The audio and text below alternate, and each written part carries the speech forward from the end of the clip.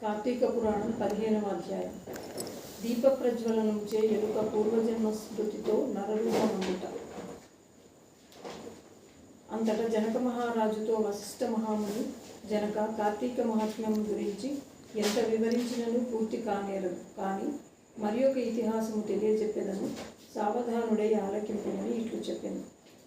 ఈ మాసమున హరినామ సంకీర్తనలు వినుట చేయుట, శివకేశవుల వద్ద దీపారాధనను చేయుట, పురాణమును చదువుట లేక వినుట, సాయంకాలం దేవతాదర్శనము వీటిని చేయలేని వారు కాలసూత్రమనేది నరకమున పడి కొట్టుమిట్టాడుదు.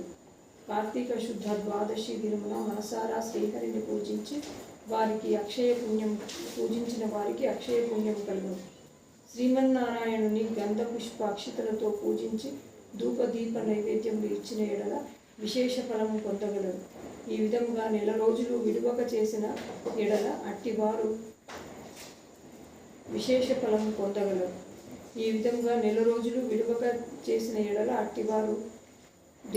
దేవదుందువులు మ్రోగించుచుండగా విమానమెక్కి వైకుంఠమునకు పోవుదు.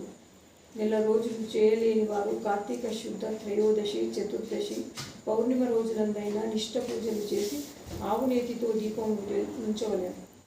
ఈ కార్తీక మాసంలో ఆవు పాలు పితికినంతసేపు మాత్రం దీపం ఉంచిన ఎడల మరుజన్మలో బ్రాహ్మణుడుగా జన్మించును. ఇతరులకు ఉంచిన దీపములు ఎగద్రోసి వృద్ధి చేసిన ఎడలను లేక ఆరిపోయిన దీపమును వెలిగించినను అట్టి వారల సమస్త పాపములు హరించును. అందులకు ఒక కథ కలదు, వినుమని వశిష్ఠుల వారు చెప్పుచున్నారు. సరస్వతీ నదీ తీరమున శిథిలమైన దేవాలయం ఒకటి కలదు. కర్మనిష్ఠుడైన దయార్త హృదయులకు ఒక యోగి పుంగవుడు ఆ దేవాలయం వద్దకు వచ్చి కార్తీక మాసం అంతయు అచటనే గడిపి పురాణ పఠనము చేయు తలంపురాగా ఆ పాడుబడి ఉన్న దేవాలయమును శుభ్రముగా పూడ్చి నీళ్లతో కడిగి బొట్లు పెట్టి ప్రక్క గ్రామములకు వెళ్ళి ప్రమిదలు తెచ్చి దూరితో వత్తులు చేసి 12 దీపములుంచి స్వామిని పూజించుచు నిష్ఠతో పురాణమును చదువుచుండెను. ఈ విధముగా కార్తీక మాసము ప్రారంభము నుండి చేయుచుండెను. ఒక రోజున ఓ మూషికము ఆ దేవాలయంలో ప్రవేశించి నలుమూలలు వెతికి తినడానికి ఏమీ దొరకనందున అక్కడ ఆరిపోయి ఉన్న వత్తిని తినవలేనని అనుకుని నోట కరుచుకొని పక్కనున్న దీపము వద్ద ఆగాను. నోట కరిచి ఉన్న వత్తి చివర అగ్ని అంటుకొని ఆరిపోయిన వత్తి కూడా వెలిగి వెలుతురు వచ్చాను. అది కార్తీక మాసం అవుట వలన శివాలయంలో ఆరిపోయిన వత్తి ఈ ఎరుక వలన వెలుగుటచే దాని పాపమును హరించుకుపోయి పుణ్యము కలిగినందున వెంటనే దాని రూపము మారి మానవ రూపంలో నిలబడింది.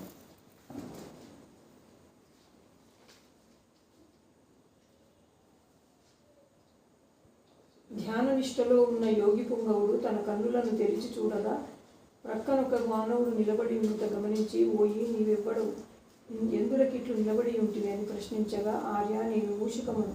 రాత్రి నేను ఆహారమును వెతుక్కుంటూ ఈ దేవాలయంలోకి ప్రవేశించి ఇక్కడ కూడా ఏమీ దొరకనందున 1000 వాసనలతో ఉండిన ఆరిపోయిన వత్తిని తినవలేనని దానిని నోట కరిచి పక్కనున్న దీపం చెంత నిలబడి ఉండగా నా అదృష్టం కలిగి ఆ వత్తి వెలుగుటచే నా పాపము హరిపోయినందున కాబోలు వెంటనే పూర్వజన్మం ఎత్తితిని. కానీ ఓ మహానుభావ, నేను ఎందుకీ మూషిక జన్మ ఎత్తవలసి వచ్చినదో దానికి గల కారణం విశదీకరింపుమని కోరాను. అంత యోగీశ్వరుడు ఆశ్చర్యపడి తన దివ్య దృష్టి చేసి సర్వస్వమును తెలుసుకొని, ఓయి, క్రిందటి జన్మలో నీవు బ్రాహ్మణుడవు, నిన్ను బాహ్లీకుడని పిలిచేవాడు. నీవు జైనమత వంశానికి చెందినవాడు. నీ కుటుంబాన్ని పోషించుటకు వ్యవసాయములు చేస్తూ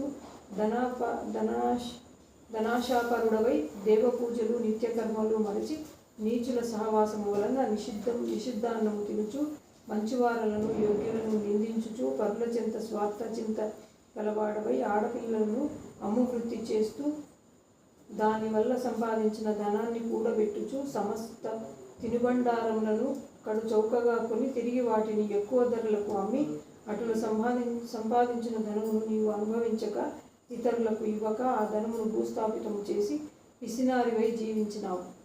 మరణించిన తరువాత ఎరుక జన్మ ఎత్తి వెనుకటి జన్మ పాపమును అనుభవించుచుంటివి. నేడు భగవంతుడి దగ్గర ఆరిపోయిన దీపాన్ని వెలిగించినందున పుణ్యాత్ముడవైతివి. దాని వలన నీకు తిరిగి పూర్వజన్మ ప్రాప్తించినది. కావున నీవు నీ గ్రామమునకు పోయి నీ పెరటి యందు పాతిపెట్టిన ధనమును త్రవ్వి ఆ ధనముతో దాన ధర్మములు చేసి భగవంతుని ప్రార్థించుకొని మోక్షము పొందుమని అతనికి నీతులు చెప్పి పంపించాను. పంచదశాధ్యాయం 15వ రోజు పారాయణం సమాప్తం.